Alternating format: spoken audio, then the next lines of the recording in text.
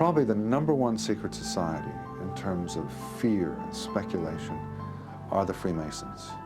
Just about the only thing conspiracy advocates and Freemason historians agree on is the date of the first Grand Lodge meeting of the organization, June 24th, 1717. The Freemasons were founded as an organization dedicated to the free exchange of ideas. That might sound simple and obvious today, but there weren't many such places where individuals could get together and freely discuss the issues of the day. They were seen as subversive by the autocratic kings who ruled at that time, who fostered theories about how subversive and evil these lodges were, whereas in fact they were nothing of the sort. At the same time that American Freemasons are supposedly using their secret knowledge to create a new country, a Freemason in Bavaria by the name of Adam Weishaupt forms a secret society known as the Order of the Illuminati. The Illuminati were a small group that attempted to apply the ideals of the Enlightenment. They tried to create a just society in a corrupt world, and they wanted to do this all in a private way. Within a few short years, the Illuminati grows to over 2,000 members from throughout Europe. The organization claims to be a forum for free thinkers to discuss political change. But to the rulers of Europe, it is a subversive secret society, and the Illuminati is suppressed just 8 years after its inception in 1784. The Illuminati were simply closed down by the ruler in Austria, and that was that. They went out of business, but not in the imagination.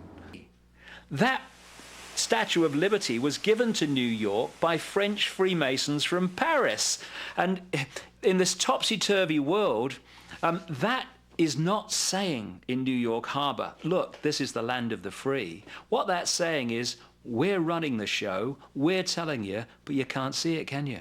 I think it's all nonsense.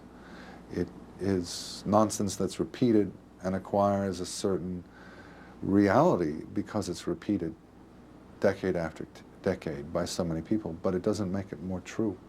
Some state that the Freemasons are not a secret society, but an open society with secrets. Now, I don't want anybody to get the wrong idea. I'm not saying that all Masons are sinister conspirators. It's not the case at all. But what Masonic historians and authors have made very, very plain is that within Freemasonry, there is a small inner core, an inner circle, if you will, of people who have some knowledge of the true agenda. And then you have a huge outer circle that basically doesn't even know the inner circle exists. Who are the handful of men inside this so-called inner circle?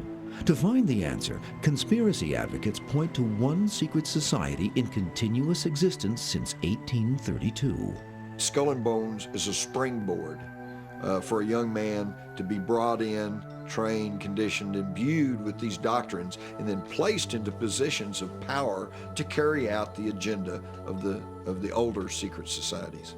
The ratio of Skull and Bones members who go on to significant positions of power, either in front of the camera or behind it, is enormous. This is an important one in America. Presidents are not elected by ballot, they are selected by blood.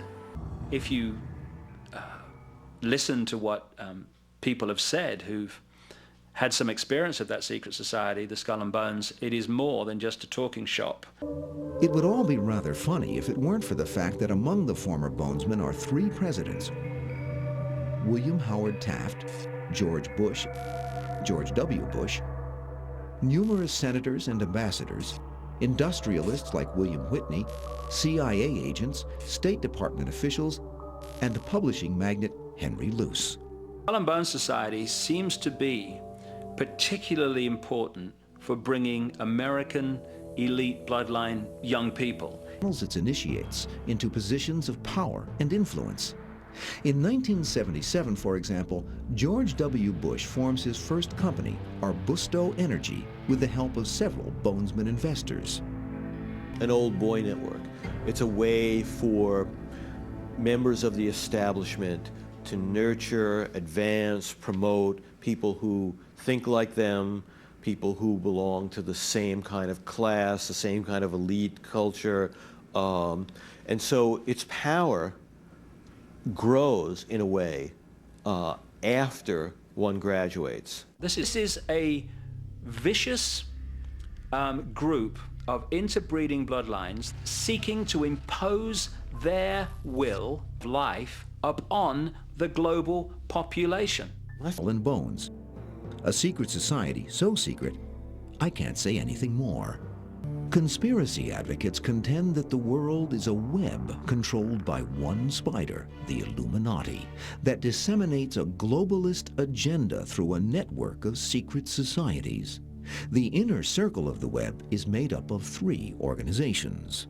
The Bilderberg Group, the Council on Foreign Relations, and the Trilateral Commission have an interlocking leadership. There's something extremely dangerous and alluring about the combination of secrecy and world ambition.